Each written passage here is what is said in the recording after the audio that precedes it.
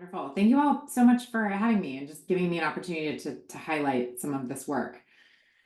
So I'd love to give you a bit of grounding in this new center that we've launched, as Bert was just mentioning, and also share a bit of an update on some of our recent research as well. I recognize that many of you may be also new to the department, starting new degree programs, so I'll give you a bit of grounding in some of our research, as well as some of the latest work as well. So to give you a bit of contextual, historical piece, 20 years ago, the first legal same-sex marriages took place here in Cambridge, Massachusetts, which happened to be where also my partner and I were married. And it's really celebrations like this, along with things like June's LGBTQ Pride Month, that allow us to celebrate our communities, our diversity, our vibrancy. But I would really argue that we need a lot more than pride parades and rainbow flags, as we're seeing a really concerted effort to spread misinformation that LGBTQ rights and health pose a threat.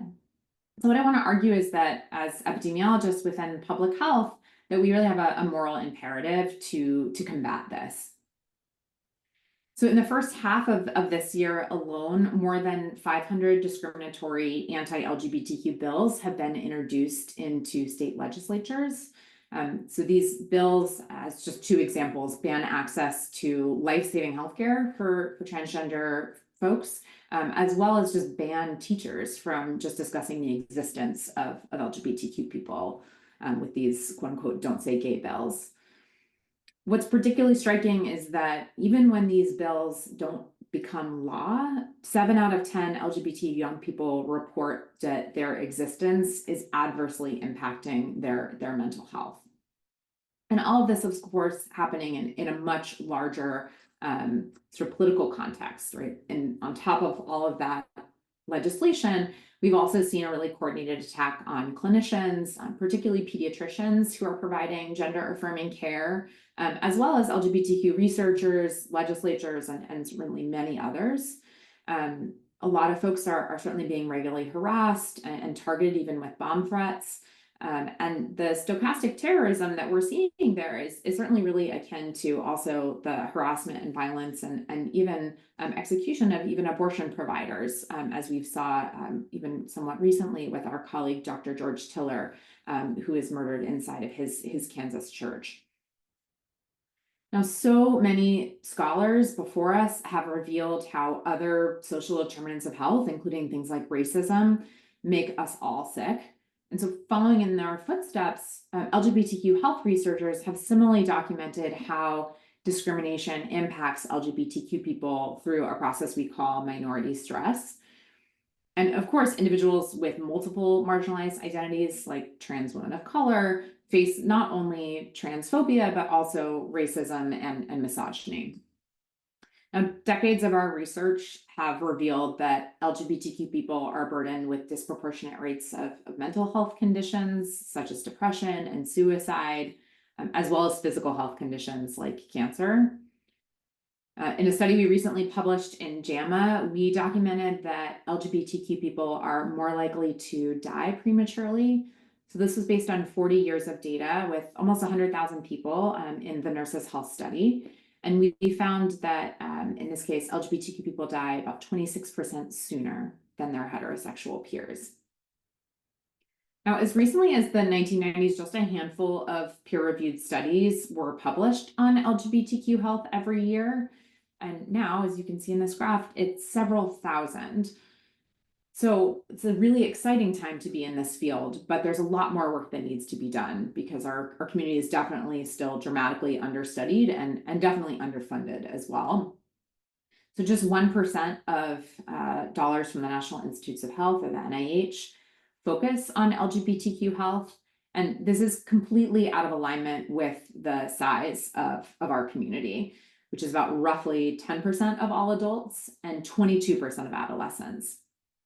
And this underinvestment is also so striking because our health as queer and trans people is worse than our peers, not due to some underlying biological reason, but solely due to stress and discrimination, which is of course entirely preventable.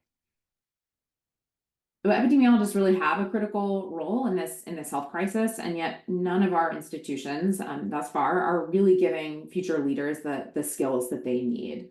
So, for example, on the clinical side, we're not training medical school students how to routinely take a social history, for example, that's inclusive of LGBTQ experiences. And certainly on the public health side, we're really not training people how or even why they should collect sexual orientation or gender identity data along with other demographic data like age or race. So thinking where we are in this moment, it's definitely a moment of adversity, but it's also an opportunity for us to demand and drive change. And so to that end, in June, we have just launched the LGBTQ Health Center of Excellence. As Bert mentioned, this is a first of its kind partnership between the Harvard T.H. Chan School of Public Health and the Harvard Pilgrim Healthcare Institute, which is an affiliate of Harvard Medical School. So this really allows us to uniquely fill the void that exists in the field, and particularly thinking about having both a medical school affiliate and a school of public health. It's going to be really, really crucial to fill some of these gaps. We launched at a kickoff event around Pride Month with several hundred people, really highlighting some of the unique opportunities that are now going to be available through our center. So our mission is really to advance health equity very broadly for LGBTQ communities, and we're doing that by focusing in one of three areas. So first, focusing on training the next generation of LGBTQ health leaders. The second is around research to really expand the evidence base of LGBTQ health. And the last is around dissemination to really inform policymakers, healthcare providers, and just the larger public about how to improve LGBTQ health most effectively. So to give you some examples of some of the opportunities and sort of initiatives that we're focused on right now, within the training area, we're providing scholarships for students who are focused on LGBTQ health. Much of my work, even outside of the LGBT realm, focuses around sort of professional development, especially around faculty affairs. And so knowing that, we've actually taken a evidence-based mentoring program and tailored it for LGBTQ folks. We know there are some unique needs that arise for trainees, for example, who are LGBTQ identified, or even just their allies who want to work on LGBTQ health. So for example, we might have a master's student or even doctoral student who wants to work in this field, but doesn't necessarily know if they should disclose their sexual orientation in a job interview or in a fellowship interview if they're on the clinical side. And so we have adapted a curriculum, it's about 8 hours long, to help faculty learn how to be more effective and inclusive mentors, but also to address some of the unique issues that may arise for their mentees who have marginalized identities, including LGBTQ identities. We similarly have a parallel curriculum for emerging mentors, as well as even student mentees who want to learn how to get the most out of mentorship. We also have some service and innovation projects. We have funding available to support things like community engaged service projects or other work happening in the community.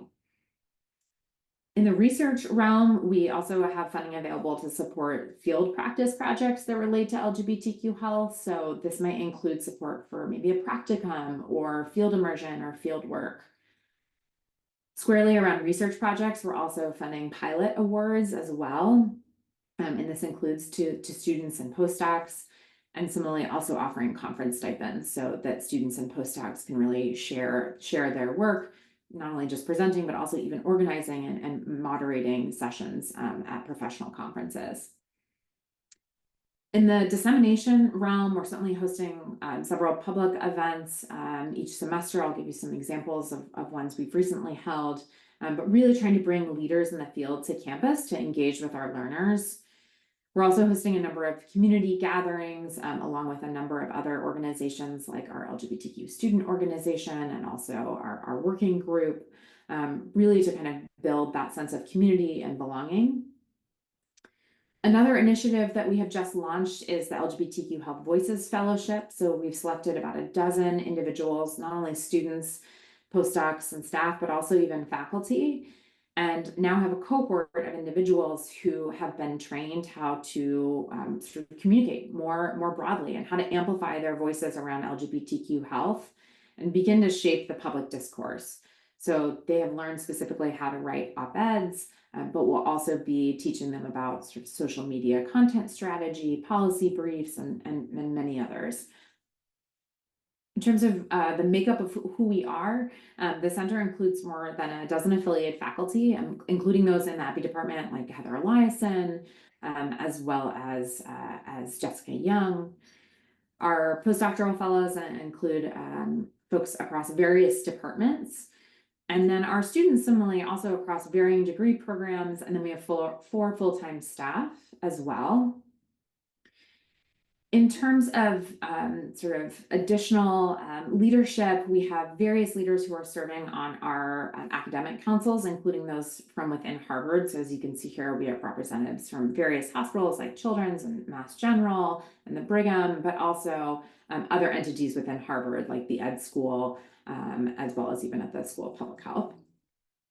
We also have an external academic council that includes a number of leaders for similar centers as well, and have engaged our alumni, particularly as they can be a really crucial bridge, not only to thinking about training, but also research and dissemination. So some of our most recent events include a studio event that we held with Erin Reed, who's a very prominent trans journalist, speaking about how to engage the public on LGBTQ health. And then just earlier this week, we hosted Sean Cahill over from the Fenway Institute, which is based at Fenway Health.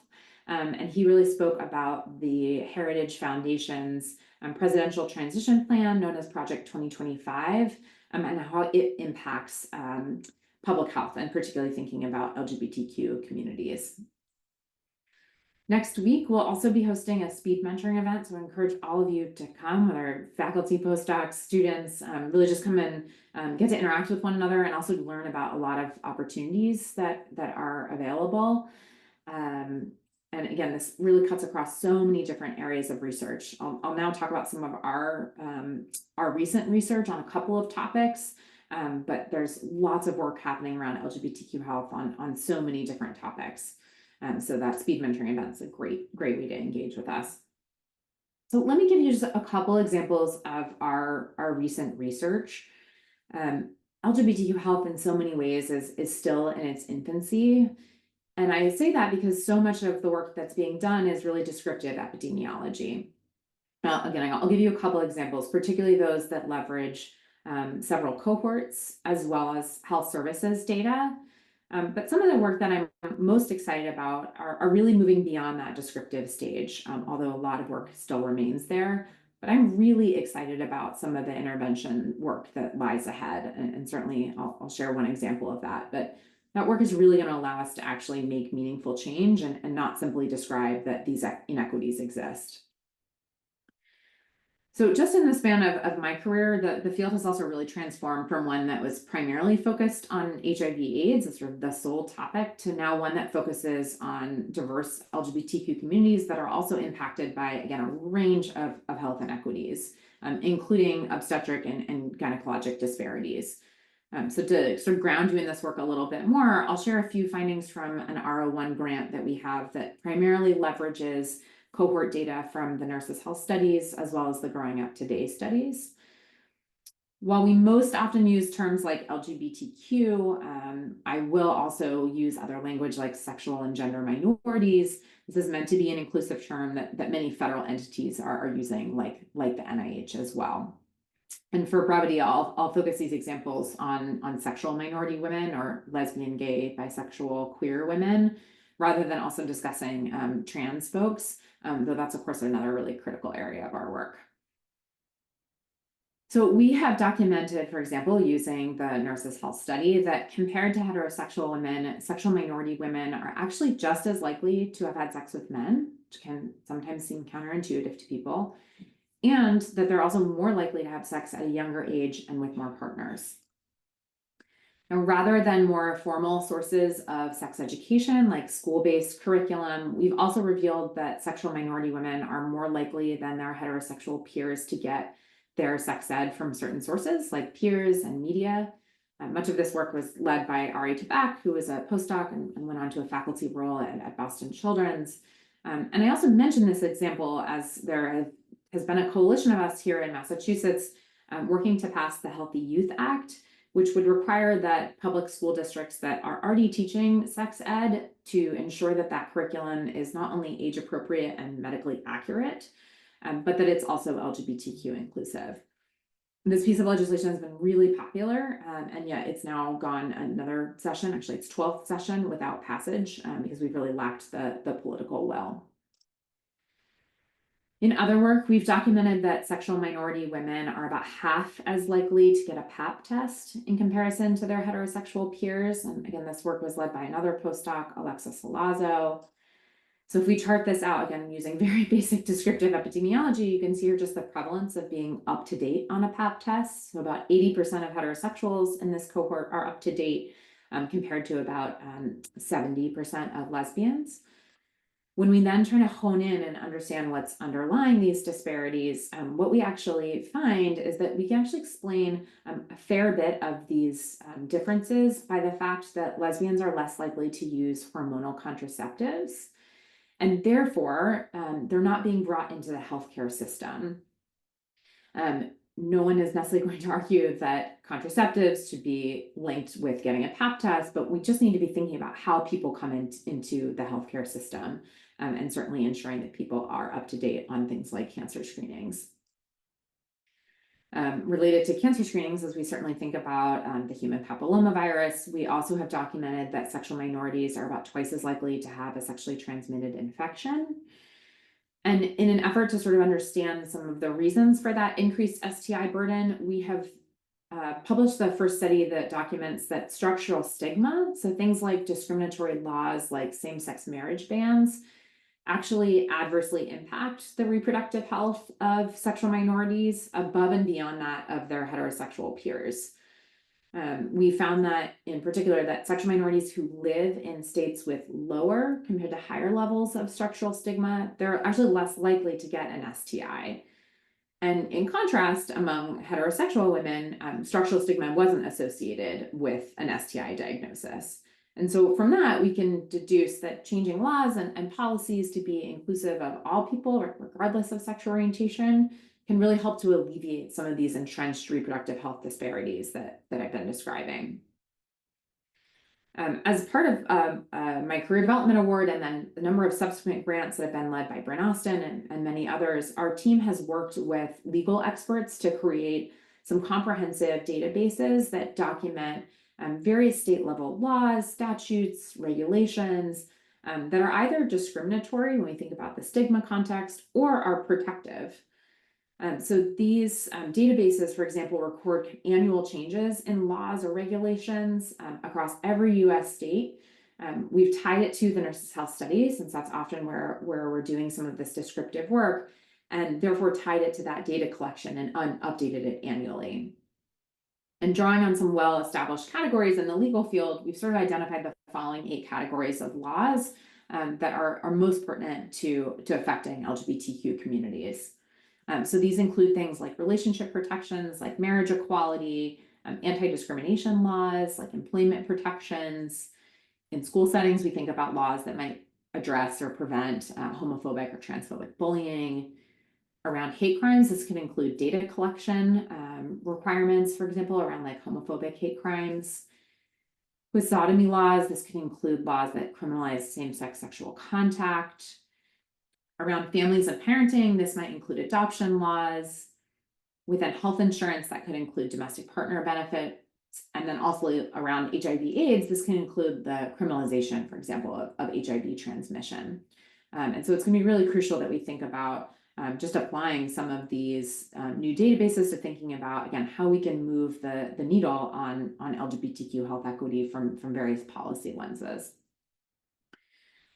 Now, thinking about another reproductive outcome, we've certainly focused a lot on unintended pregnancy. We've documented, for example, that sexual minority women have a much higher risk of unintended pregnancy. Some of this work has been led by Colleen Reynolds and Ariel Becha, 2 postdocs. And in addition to just quantifying prevalence estimates, we've also used some other techniques like RERI, the relative excess risk due to interaction, to quantify intersectionality that relates not just to sexual orientation, but then also to race ethnicity. As many of you may be familiar, intersectionality theory began to emerge in the 1980s among a group of Black feminist legal scholars, including Kimberly Crenshaw. And it's really a framework for understanding how aspects of someone's social and political identities can combine to create different modes of discrimination and privilege. So, for example, Black women are both Black and women, and thus they're subject to discrimination on both the basis of their race and their gender, but also a unique combination of the two. So we know in this instance that both sexual minority women as well as racial and ethnic minority women are at an increased risk of unintended pregnancy compared to their heterosexual and non-Hispanic white peers. And you can see that here in this chart. So this shows the relative risk of having an unintended pregnancy. So first in red, you can see the effect of being a sexual minority, meaning that in this example, sexual minority women have about a 2.5 times the risk of having an unintended pregnancy. And then in the light gray, you can see the effect of being Black. So in this case, Black women have about a 5.5 times the risk of having an unintended pregnancy. And then given our focus on intersectionality, our goal is often to elucidate then the potential intersectional interactions that's happening between sexual orientation and race ethnicity. So hence the excess risk that's happening due to interaction. So in this particular example, when we look at our findings, we're going to be comparing the different sexual orientation and race ethnicity groups to our reference of non-Hispanic white heterosexual women, who you can see here at the null. And what we found indeed is that racial and ethnic minorities, which you can see here, had a higher risk of unintended pregnancies, as did sexual minorities. And then as we hypothesized with intersectionality theory, racial and ethnic minority women who were also sexual minorities were at the highest risk. We've also shown not only around unintended pregnancies, but that sexual minorities are at a high risk of having a teen pregnancy. Again, you can see this here with basic prevalence, where about 2% of heterosexuals report having a teen pregnancy in these cohorts. It's about 6% among sexual minorities.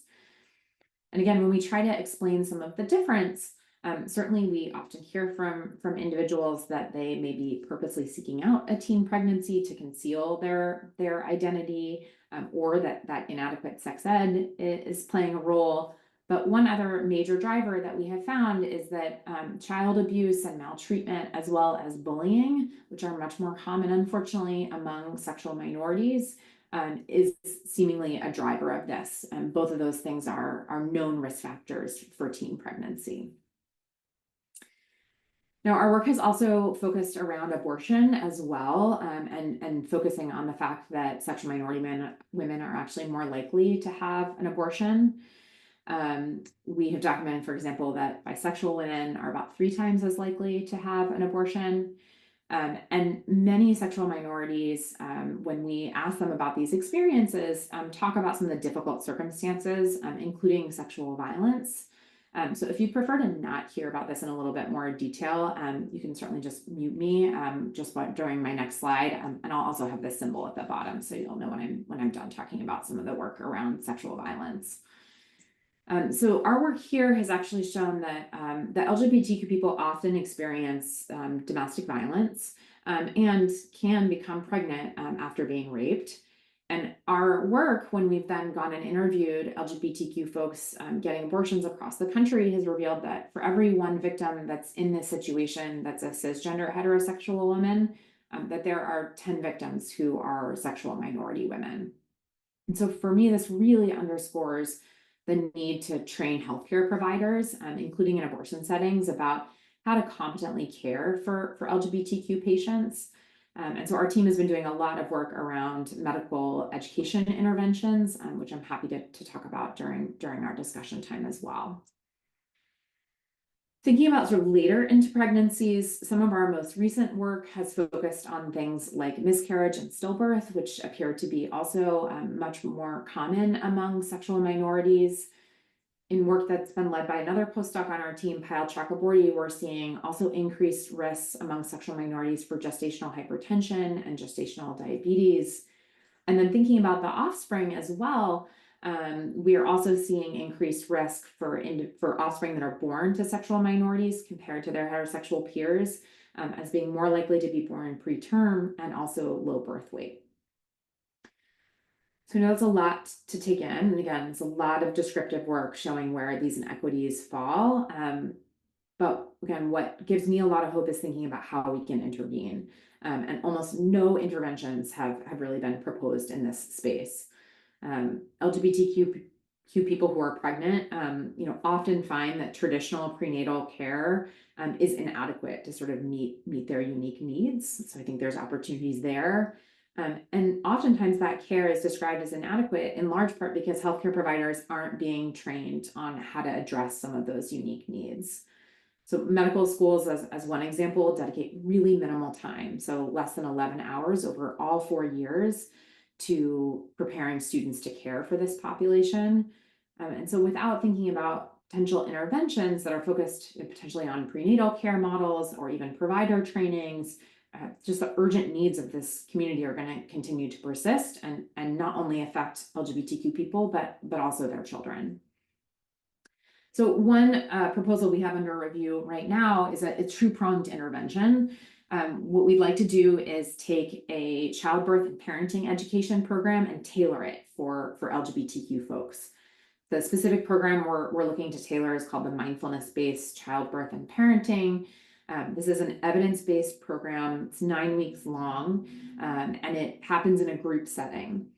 It's been shown to improve physical and mental health throughout the perinatal period and has already been tailored to racial and ethnic minorities, but never so to LGBTQ populations. And so what we want to do is test the impact that this intervention could have when it's delivered not only to LGBTQ people, but also in groups of LGBTQ folks who can then provide support to one another.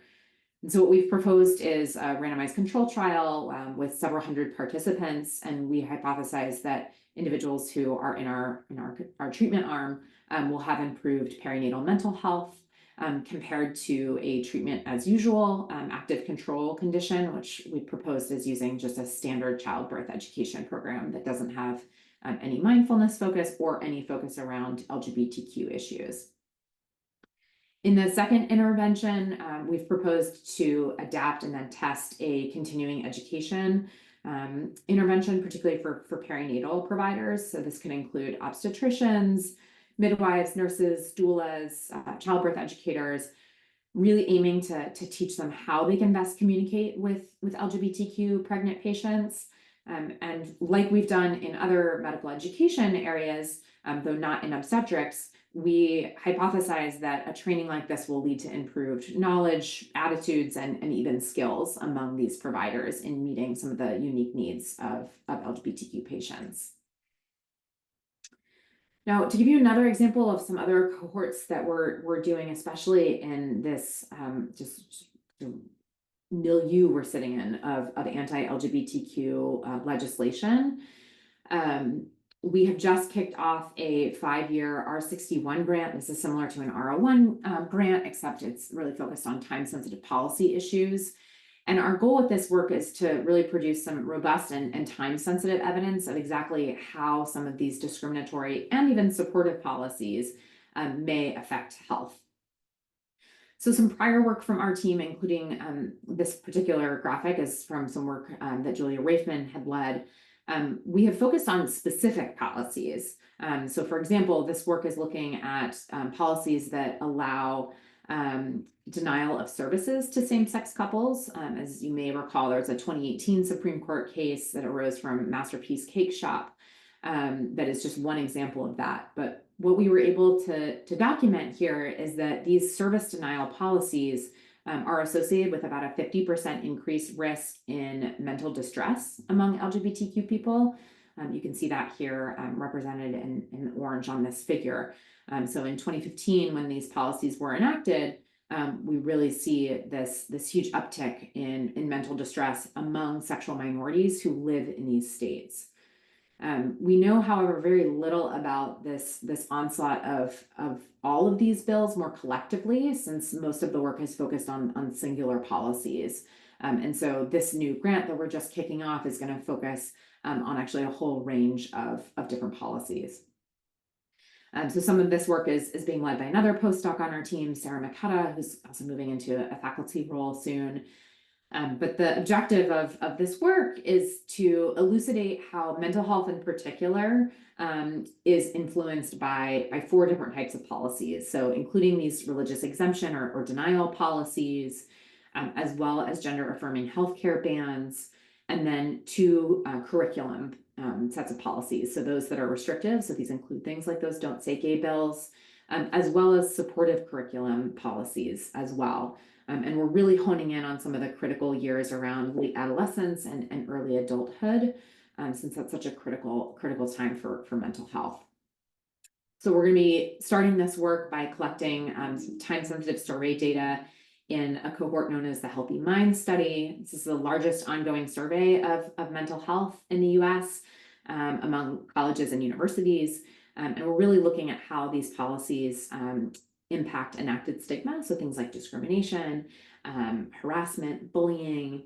We're then going to conduct qualitative interviews with several hundred individuals who've been directly impacted by these policies, which I think can be a really crucial way to just foster empathy and really humanize how these legislative efforts are impacting people.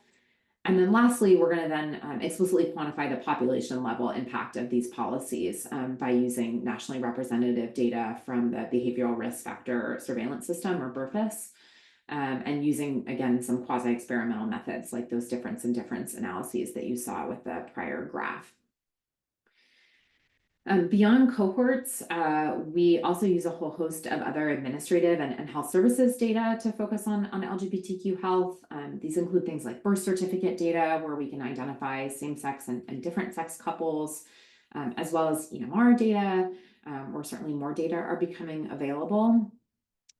One other area that we have been leveraging has been in the area of claims. So the Centers for Medicare and Medicaid Services published a diagnosis-based algorithm several years ago that allow us to identify trans patients in Medicare insurance claims.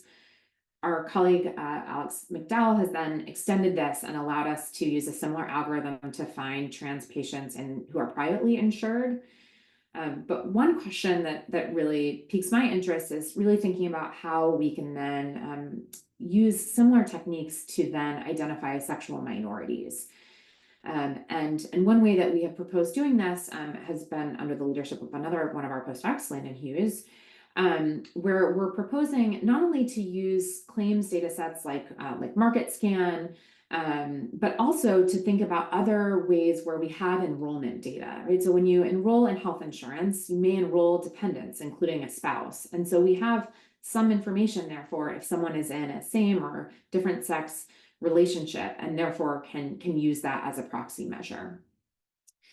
We've also been partnering with other colleagues around the school, like Jose Figueroa in health policy and management, to document, going back to the trans piece, to document just how often gender affirming surgeries are happening.